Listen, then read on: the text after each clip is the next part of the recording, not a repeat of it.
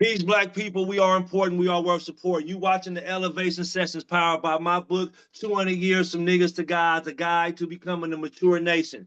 Today, we're stepping into chapter 5, learning the laws of business and investing. This chapter is about more than just money. It's about power, the kind of power that comes from understanding how the system works, how credit works, and how wealth is built, and how to make it last for generations. Because the truth is, when you master business and finance, you don't just make a living, you create freedom. And my guest today is my big brother, Julian, a brother from Oakland who's taken this message to heart.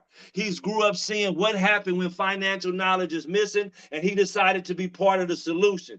Now, as a credit repair specialist and a father of two, he's helping families rebuild their credit, reclaim their confidence, and position themselves to build real wealth. Julian represents that new mindset, the one that says we're not just here to survive, we're here to build, own, and control. So thank you, Ju, for coming on the show, man. How you doing today? Man, thank you, Naam. Peace and blessings. I'm doing great, brother. I'm doing great. Right on, man. Let's get into it, man. So the first part is about understanding money and control. I got a quote in the book that says, a man who does not understand money will forever be controlled by those who do. So I wanted to ask you, growing up in Oakland, what was your first lesson about money and who taught that to you? That's a good quote, man, and I completely agree with that. There was a lot of lessons that I learned growing up in Oakland about money, or the lack thereof. Not having money taught me those lessons. One of the most pertinent lessons was I needed to learn that I had to have money in order to make money. So that was something that I learned from my peers, actually, growing up, without a father in the home and being the son of a single mom. A lot of things that I learned were from people who I came across, and a lot of my friends were smart, and a lot of them had ideas financially that I listened to about having money to make money. So that was some lessons that I learned from friends older. When I grew up a little bit more, when I became a young adult, is when I learned those lessons. Right on.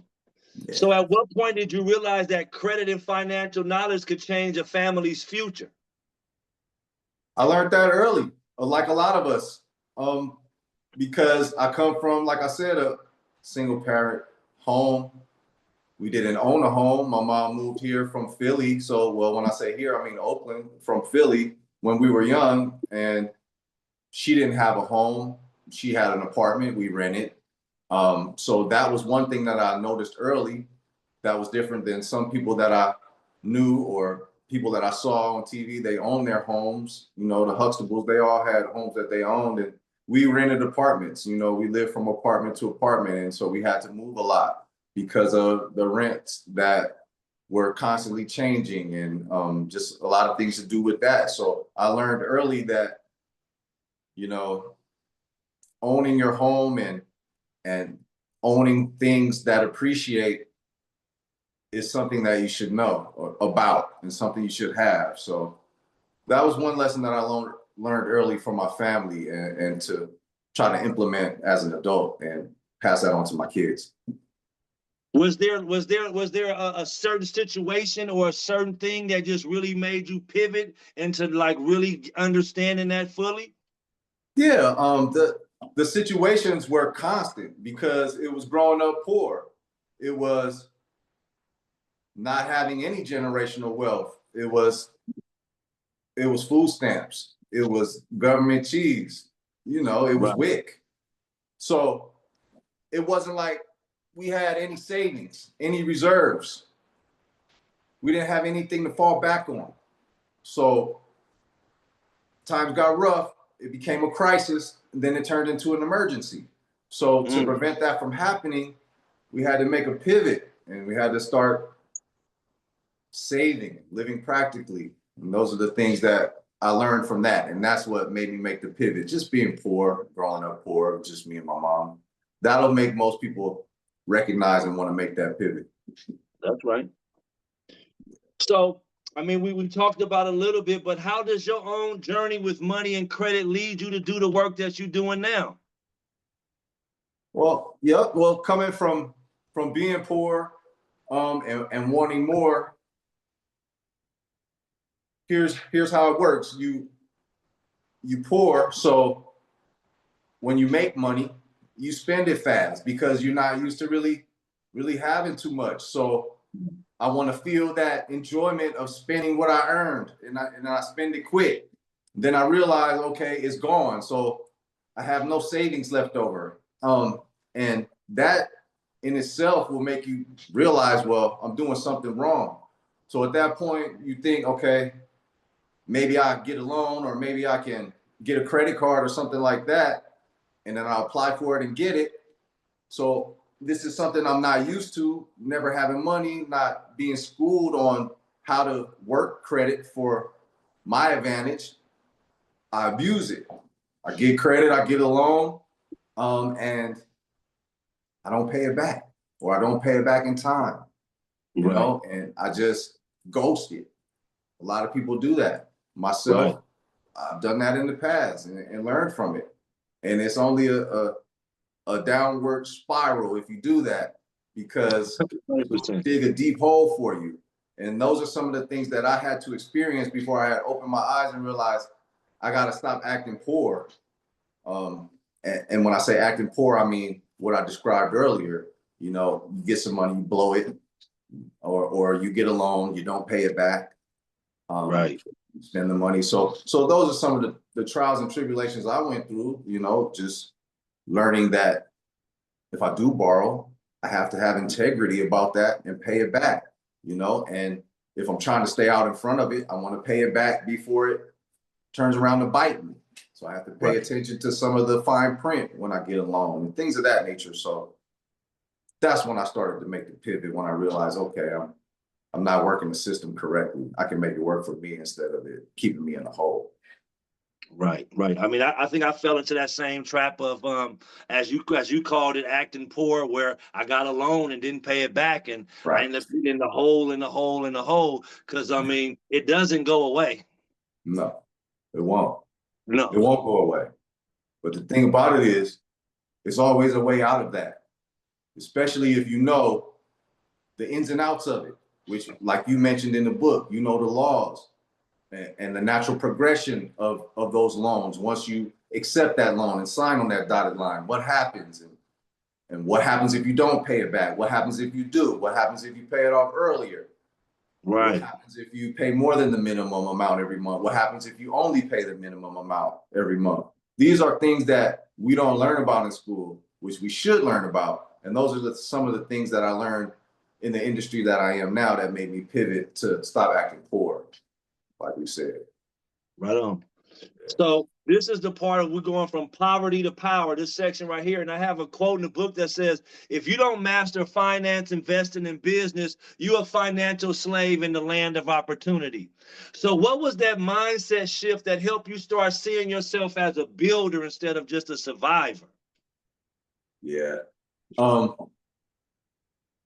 Once my eyes were open that I could build, I wasn't trapped in this survival mode, you know, not letting those mistakes that I made in the past dictate how I live now in the present moment, take care of all my obligations. And that opened up my eye to realize, okay, I have a little bit of leverage now.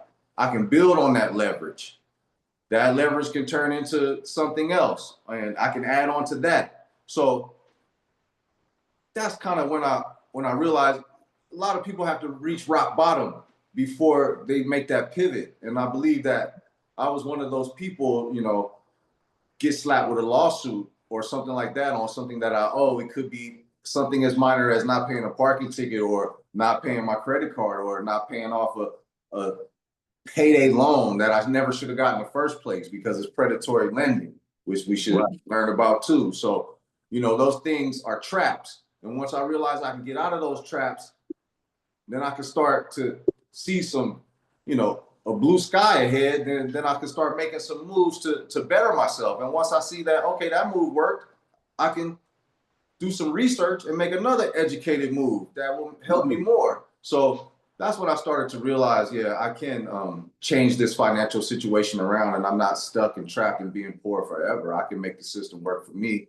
as long as I play by their rules and know their laws, like you mentioned in the book. Right. So that's a great point. So when you teach people about credit today, how do you get them to see it as a tool instead of a trap? Because, a lot of people think, oh, I ain't trying to get no credit. I don't want to have to pay somebody back and all that. And we fell into that of getting a loan and not paying it back. How do you teach people that credit can be used as a tool?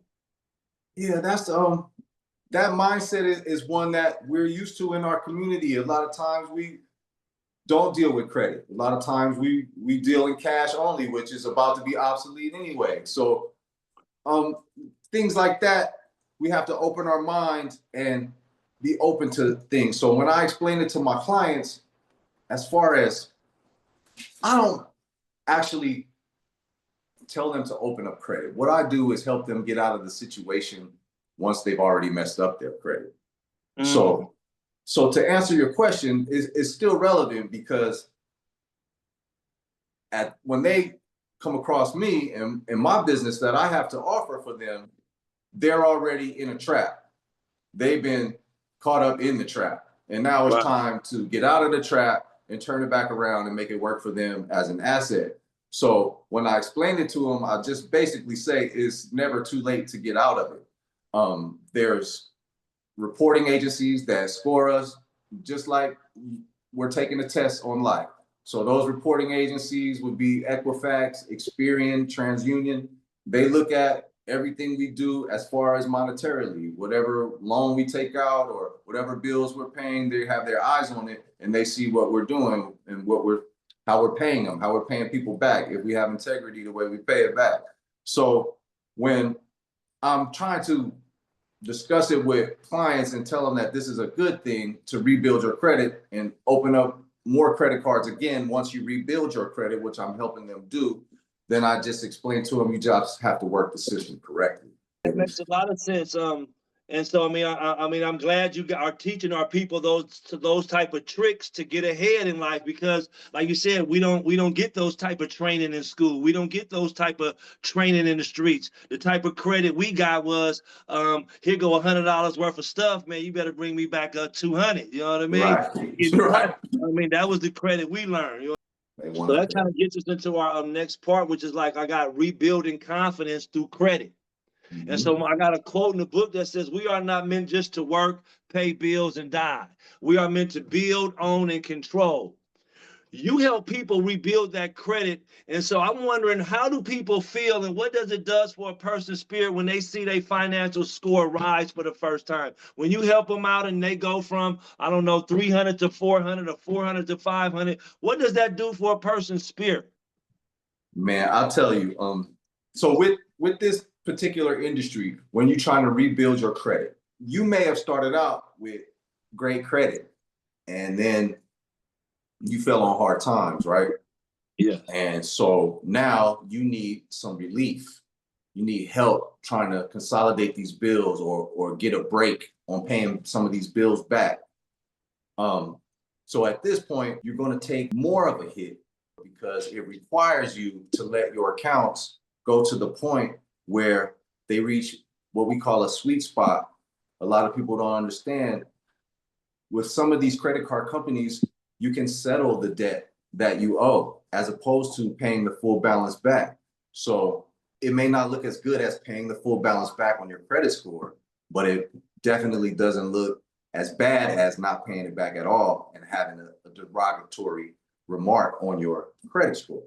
So So a lot of people enter my program and their credit score end up taking a dive. So they get real upset about that. It's a point in this at the beginning where they get really upset.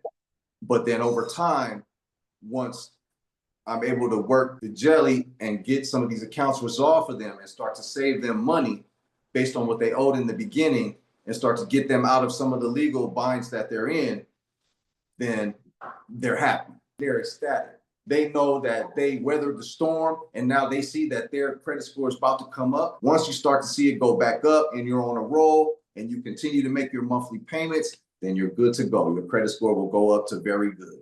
So I try to tell my clients, it's never too late to rebuild your credit. Don't give up. we have a program that can help you, and once it works for them, man, they're really happy, bro. It's like their life is changed, man. A lot of people are in despair.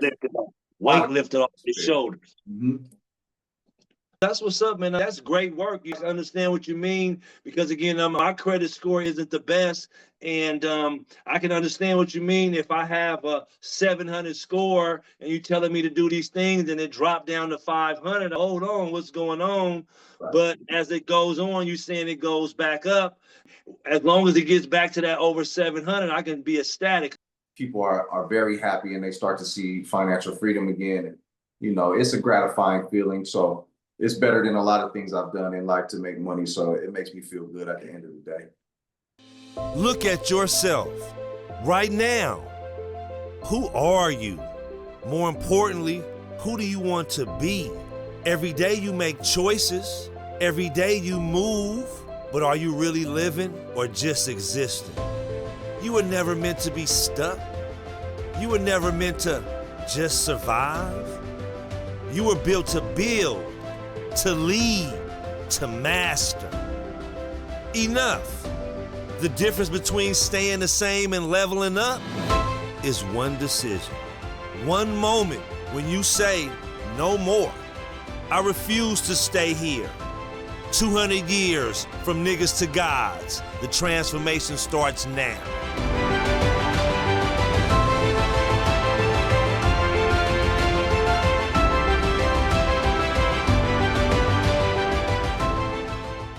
That's what's up. So what do you think are some of the most common mental blocks you see when it comes to money with people? When you're helping people out, what are some of the mental blocks you see when it comes to money? I think it's people not really being thorough when it comes to responsibility. I think that's the mental block of it. I have so many clients that have to complete a task that I need them to do in order to help themselves get something done, and they just don't do it. They just pass the buck and aren't on top of it. So I think one of the biggest mental blocks when it comes to finances, people have a fear, I think, to face the reality of it. I owe this money. I don't have the money to pay it back. It becomes a fear, and that is one of the mental blocks that stops people from doing what they need to do in order to get the ball rolling to get back on track.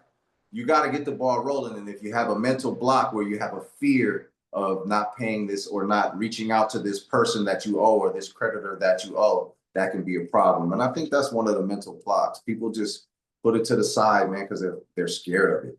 Is that also procrastination? That is definitely procrastination. That is the best way to explain that. That's the perfect word for it. It's called procrastination. And if you're a procrastinator, you're not gonna make it in this world. And you know, yeah, I would say procrastination and just not wanting to come off that money. You know what I mean? That part too. But the thing about it is, that's that poor mentality again, man. And you know, I hate to say I was a procrastinator when it came to finances, and it kept me in a financial hole for a very long time, man. So once I learned that that wasn't the way to go, I'm on top of it. I'm crossing my T's and I'm dotting my I's when it comes to that type of thing. That's what's up. We all do it. So how do you connect financial healing to self-respect and community power? I think it's a huge connection. First of all, with the self-respect part, it gives you a sense of self-respect because having financial power, you're able to help people when they ask, you know. So I think it ties in a lot. And if we were all more financially free and have more financial power, I think our communities would see a big change because, like I said, we would be able to give the community more what we had to offer. Yeah. Like just being able to do what we want to do when we want to do. Yeah. Go where we want to go, travel, get to that God level we talking about. Right. You have ideas that you want to do and think ways that you think you can help the community, and all of it requires funding. So funding is nothing but financial power. So once you have financial power, you can actually give what you have to the community, and that builds self-respect. So I think it all ties in together. Right on. So we're gonna get into the part 4 here, which is about generational wealth and freedom. When you think about your family, what kind of legacy do you want to leave for them financially and spiritually? I do want to leave a legacy for them. And first and foremost, it is a spiritual thing, the legacy that I want to leave for them. So above all, that's what it's all about. Now, I want them to always know themselves spiritually, number one, beyond what's in their head and what they've learned from this worldly place, from this world. I want them to be in tune with themselves, which is in tune with God, in my opinion, and find the spirit within themselves. And that will always be a way to combat whatever's going on around us. So if I'm not able to leave them a financial legacy the way that I would want to, I know that they'll still be okay, because they're going to be okay spiritually. No matter what situation they're in, they're going to be fine spiritually. But that being said, I do want to leave a legacy of wealth for them. So my thing now is a full U-turn of the way that I lived as a young man. Now that I'm older, it's all about preparing for the future. It's all about saving, living practically, and doing the things to keep my financial situation straight. So when I leave this planet, whatever I have, I can pass on to them. So, you know, every day that I provide for them is a way for me to keep building on the legacy that I'm going to leave for them. So that's the legacy I want to leave for them, man. The bright light, spirituality, and all the wealth that I have to give to them monetarily and then spiritually as well. I don't know. So my next question be, what are some of the steps every family should start taking right now to start building that generational wealth? What is something that we can do, something that we can take away right now to start building generational wealth for our family and future? Well, the way the world is now, man, we have to, like you mentioned, be able to pivot. I think the world these days is different than what it is before. And I think what's coming in the future is something that we've never seen before. You touched on a lot of it in the book. 200 Years from Niggas to Gods is written very eloquently, I must say. Right on, right on. And we have to notice the trends, what's going on in this day and age. Not only the lessons that we talked about today, as far as building credit, starting off with those unsecured loans, watching out for predatory lending, things of that nature, to start them off young. That's what I would say for children, 12 and up, open up a bank account, get a secured credit card, start off early so you learn about it. So it's something that you practice. Let our teachers start having that in the curriculum. Start letting our young people know about that earlier in life. So that's something that they're out in front of, and we don't have to play catch up like most of us have in my generation. Right. Now, I think that's a good way to start with our young people these days, man. The curriculum and start teaching these things in school, and implementing them in the homes, letting them know, you know, the trends that are happening now, to stay out in front of them, make sure we're not left behind, follow what we see closely, study it, see what works, see what doesn't, and then put your best foot forward. And then always have integrity. If you borrow something, pay it back sooner than later. It'll always work in your favor. Right. So how do you see financial education as a part of our freedom movement? How does this fit into the transformation of a nigga to a god? Definitely. Financial freedom, I mean, it is freedom. You mentioned it in the book. It's basically kind of like a economic warfare, the way things are set up for us to lose, coming from where we're from. So right. To have money is financial freedom. So that means we're able to do the things that we want to do. it takes money to do anything. If you want to be able to help your community, you got to have money. If you want to be able to help your family, help yourself, travel. These days, if you want to be able to eat, clothe, you got to have money. So as long as we don't have money and we're not educated about financial literacy, if we don't have it, then we'll always be stuck in these same traps that we've been stuck in for all these years. So financial freedom is a big part of it as far as our movement goes. And it's one of the main things that we need to check off the list as far as our freedom. Yeah, start setting up that generational wealth. So, I mean, the last question, Jew, is how did your brother do on the book, man? How was the book, man? Give me the lowdown. What's your true thoughts on how I did on the book, man? Talk to me. Hey, Naam, the book was nice, bruh. I really liked it. Been through it a couple of times, and I'm gonna go through it all the time because one thing that stood out to me is the way it is step-by-step instructions, and you ain't really missing no key points. So when it's time to man up and to focus and to go into leaving from niggas to gods, then you have it all laid out. I could listen to that book on Audible and just let it run. Right. And when it gets to the contract at the end that you have with yourself, which is kind of like an affirmation, all of that stuff is checked off.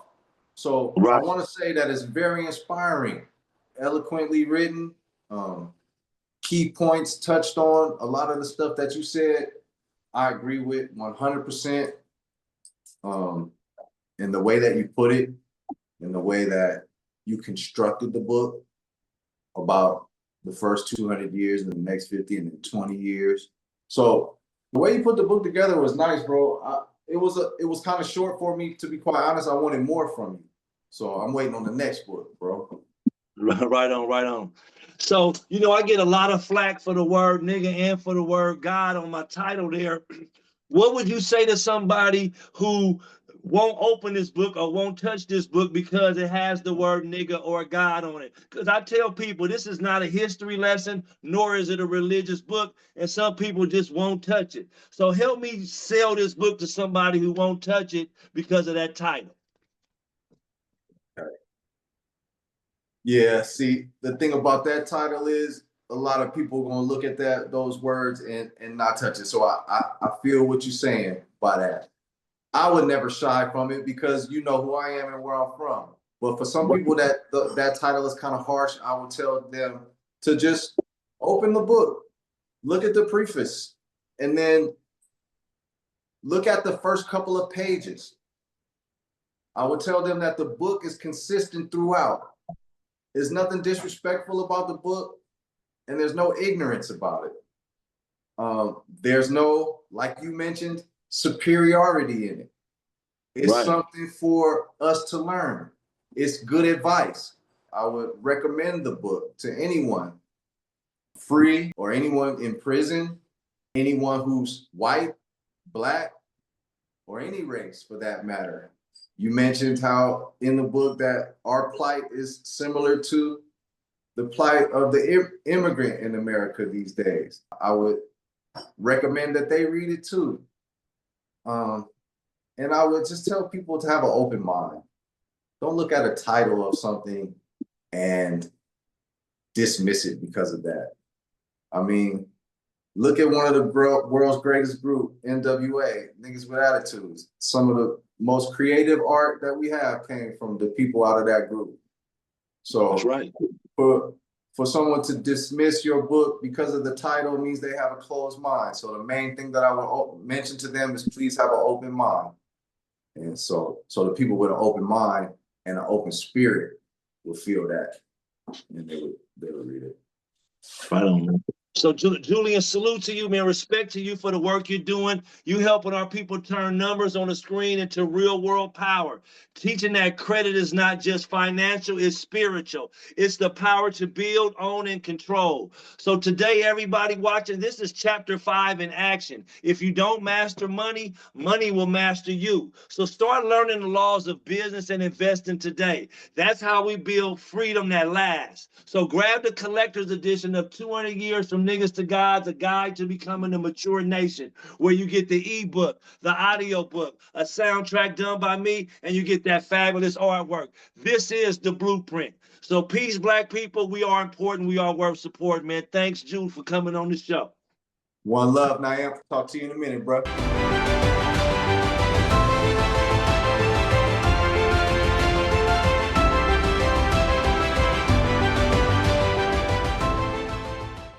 Nigga, we ain't gotta be nice. Nigga, we ain't gotta sell drugs. Nigga, we really rock right, nigga. Nigga, we truly godlike, nigga. Nigga, we been building space stations. Nigga, we are the United Nations. Nigga, the globe is too small, nigga. Niggas will always run y'all, nigga. Nigga, we are worth support, nigga.